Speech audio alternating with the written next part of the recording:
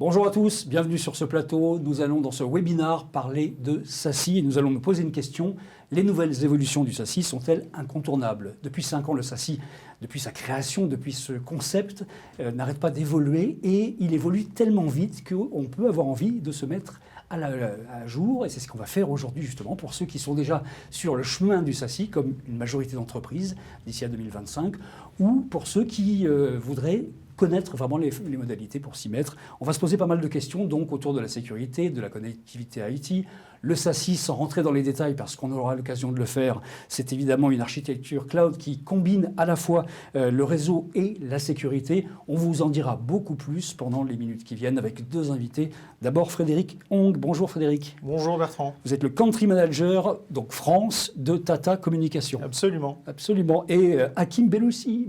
Bonjour Hakim. Bonjour Bertrand. Vous êtes le Solution Technical Specialist for SASSI. Ça, c'est votre titre anglais pour Tata Communication également. Exactement. On commence avec vous, Frédéric. Est-ce que vous pouvez nous présenter Tata précisément et puis la division Tata Communication? Oui, tout à fait. Alors Tata Group est le plus grand conglomérat indien.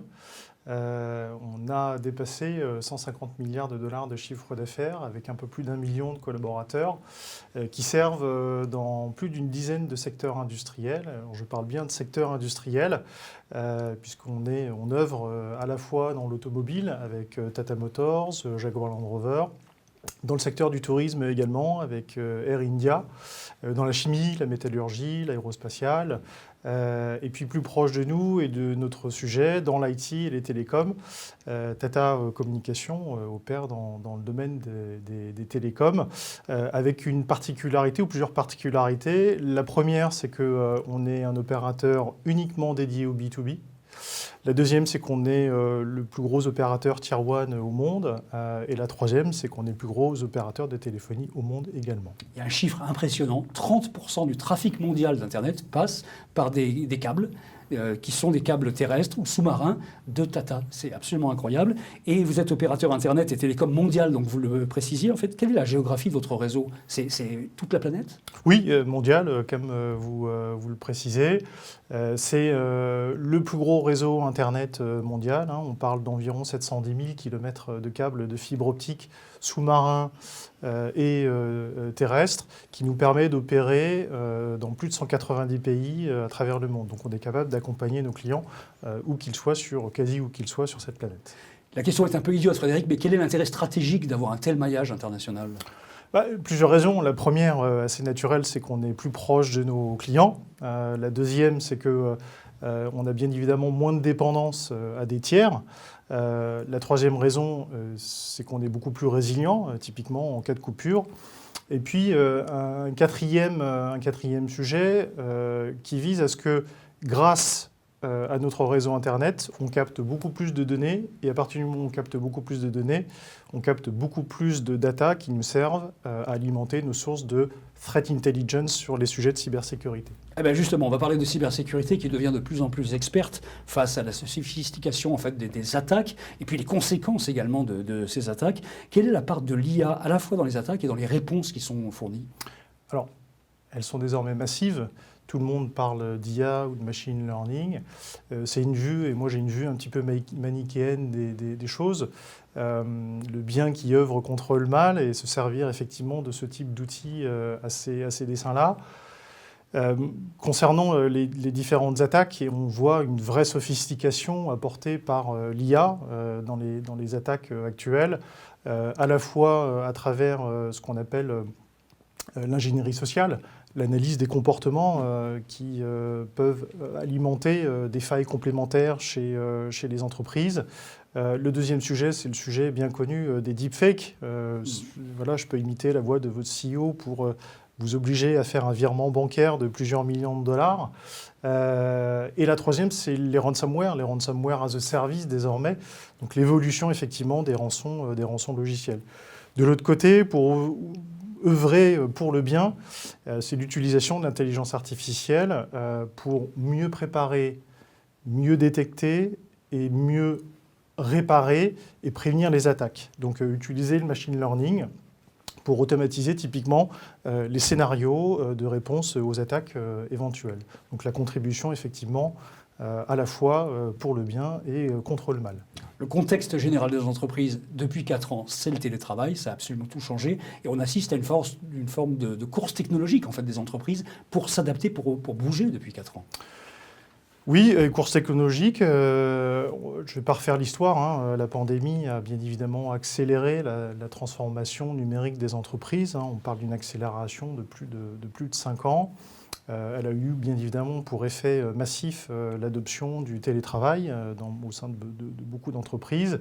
Tata Communication a été vraiment typiquement au cœur de ces évolutions et de ces transformations, puisqu'on a accompagné nos clients à la fois sur la transition vers des sujets d'outils collaboratifs, hein, ce qu'on appelle la communication unifiée. On les a aidés également à augmenter la bande passante Internet, bien évidemment, pour utiliser plus de services typiquement dans le cloud. On a bien évidemment également sécurisé les accès des utilisateurs pour qu'ils aient accès aux ressources de l'entreprise, que ce soit des ressources on-prem ou dans le cloud. Donc on a vraiment contribué à l'évolution technologique, je l'espère en tout cas, des entreprises. Hakim, chez Tata Communication, est-ce que vous fonctionnez en partie en télétravail avec vos collègues ? Tout à fait. Et comme l'a très bien décrit Takit, on a déjà mis en place chez nous ce qu'on vend à nos clients. C'est-à-dire que personnellement, je suis majorité du temps en télétravail. Tata est une société qui a effectué sa migration vers le cloud. Donc, à partir du moment où on a accès à Internet, on peut travailler. On a accès à la fois aux applications d'entreprise et on est aussi bien sécurisé que si on était au travail grâce à des solutions de SSE. Il y a une étude qui montre que 60% des entreprises aujourd'hui sont sur le chemin pour aller vers le SASI à horizon 2025, ce qui est absolument important. Quelles sont les différentes motivations, selon vous, des décideurs informatiques qui vont vers le SASI aujourd'hui, Frédéric ? Alors, on le voit à travers le prisme des clients hein, qui nous adressent leur cahier des charges et leurs sollicitations. Un des premiers enjeux, c'est la sécurité renforcée. La sécurité renforcée, c'est être en capacité de faire combiner toutes les fonctionnalités de sécurité, que ce soit la passerelle cloud, la passerelle web, la sécurité des end-users, à travers une solution et un guichet unique. Ça a pour bénéfice, bien évidemment, la simplification. Et puis, bien évidemment, ça permet bien évidemment aux entreprises de pouvoir adresser tous les sujets de sécurité des end-users, peu importe l'endroit finalement où ils travaillent. Est-ce qu'il y a des points forts parmi lesquels qui ont été cités par Frédéric qui vous marquent un petit peu à qui vous... Oui, alors ce qui revient le plus souvent, j'ai envie de dire, ce qui amène le plus de valeur le plus simplement, c'est la sécurité. Grâce au SSE, on est capable d'avoir le même niveau de sécurité partout pour tout le monde, qu'on soit au bureau ou qu'on soit en télétravail ou dans un Starbucks ou que sais-je. C'est pas évident de résumer le SASI en 2 mots. On pourrait dire cloudification, parce qu'évidemment c'est ça, et convergence, parce qu'il y a une convergence de tous les services, que ce soit les services réseau ou les services sécurité. Est-ce qu'il y a d'autres mots que vous rajouteriez, vous ? Je rajouterais le Zero Trust. Hein, le fameux Zero Trust. Voilà, le fameux Zero Trust, qui est une politique qui vise à dire qu'on ne fait confiance à aucun objet, à aucun utilisateur qui accède aux ressources de l'entreprise. Donc c'est ce qu'on a appelé la paranoïa 2.0 en l'occurrence. Voilà. Ça c'est un peu la base du SASI. En fait, on ne croit rien et puis on essaie de tout vérifier au passage, en fait, tout simplement. Quelle est la vision, la philosophie en fait, du SASI que vous proposez à vos propres clients Alors, ça dépend un petit peu d'où part le client. C'est-à-dire qu'on a à la fois des clients qui n'ont pas du tout entamé une transformation SASI, donc qui sont en gros dans un monde où ils ont des réseaux privés virtuels et des accès à Internet très centralisés, auquel cas on va commencer par parler d'accès à Internet partout, qui servira de support pour une transformation SD-WAN et accompagné de la sécurité avec du SSE. À côté, on a des sociétés qui ont également déjà fait leur transformation vers un SASI, j'ai envie de dire 1.0, un fournisseur de SD-WAN, un fournisseur de SSE. Et là, ce qu'on pitche beaucoup, la valeur ajoutée qu'on essaie de proposer, c'est la convergence des accès, avoir une cohérence au niveau des accès partout dans le monde, avec une qualité de service similaire, et l'unification du SASI avec des offres convergées de SD-WAN et de SSE. Avec la démocratisation des accès Internet, il y a de plus en plus d'entreprises qui se sont tournées vers le SD-WAN. C'est un peu la première brique sur le chemin du SASI, finalement. Tout à fait. Généralement, ce qu'on dit toujours, c'est que le SD-WAN est le premier pas vers le SASI. Mais le SD-WAN appelle de ses voeux une transformation de sécurité avec le SSE.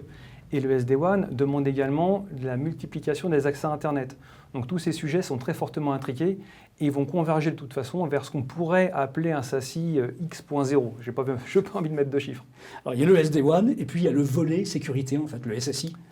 Et ça, en anglais, SSE, en français si on veut. Et en fait, la combinaison des deux, ça donne le SASI. Tout à fait. On parlait jusqu'à présent de SASI dit hybride, un fournisseur A pour du SD-WAN, un fournisseur B pour du SSE. La convergence fait que les fournisseurs historiques de SD-WAN rajoutent de plus en plus de fonctionnalités de SSE. Et les fournisseurs historiques du SSE ajoutent, vous l'avez compris, de plus en plus de fonctionnalités de SD-WAN pour offrir ce SASI convergé.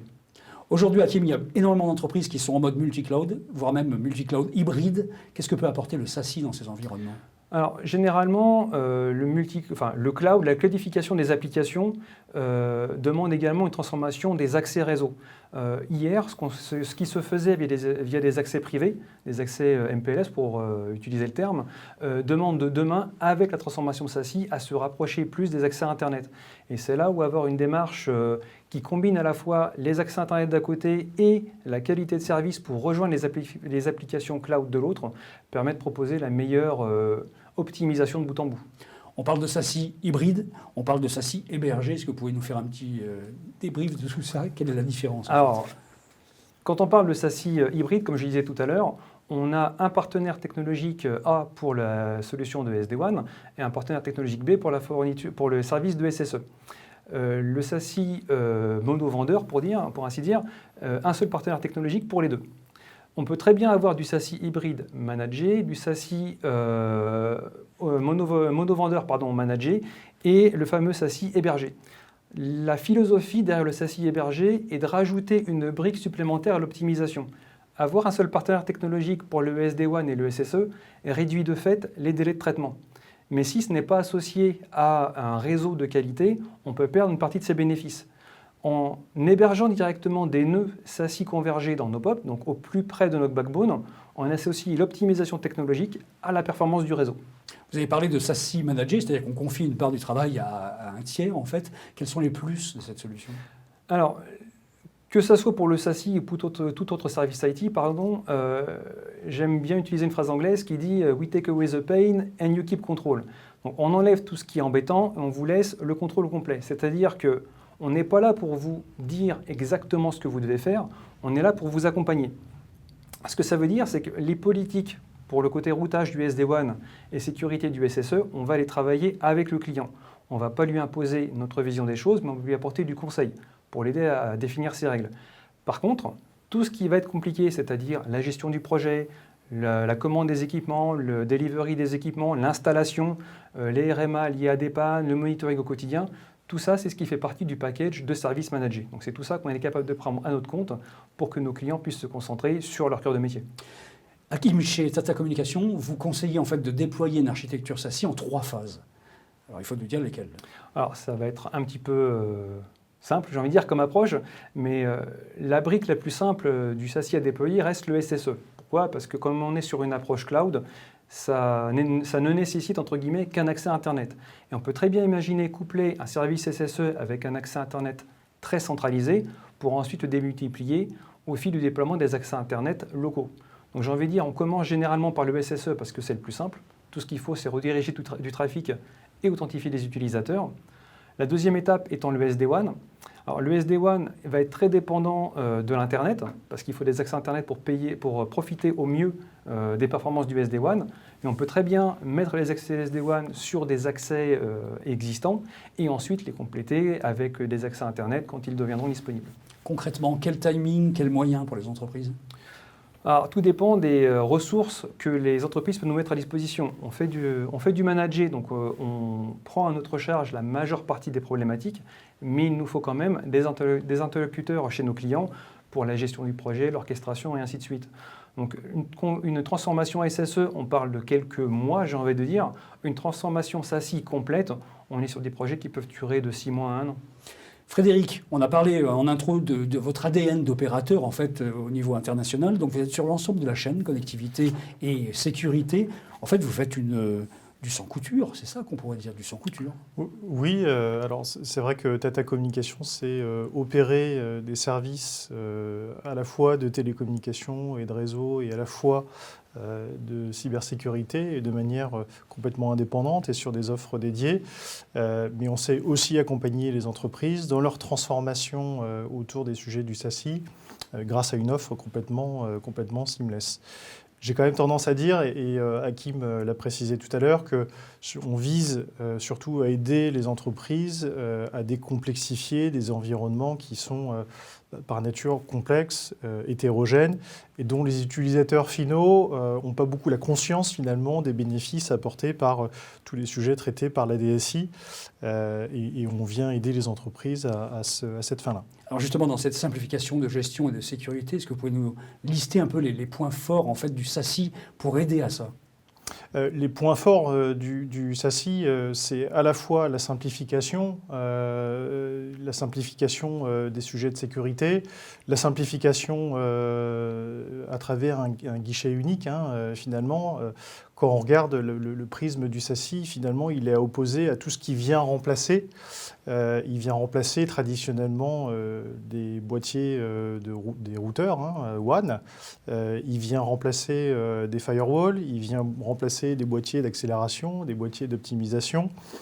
Et tout ça en un seul et même guichet unique à travers une console d'administration. Le one-stop shop, finalement, comme l'aiment à l'appeler les entreprises, c'est ce qu'on vise à offrir à nos clients. Pour terminer, on se posait une question finalement dans ce webinaire. Les nouvelles évolutions du SASI sont-elles incontournables? C'est même marqué sur cet écran. Autre réponse, oui ou non, Hakim?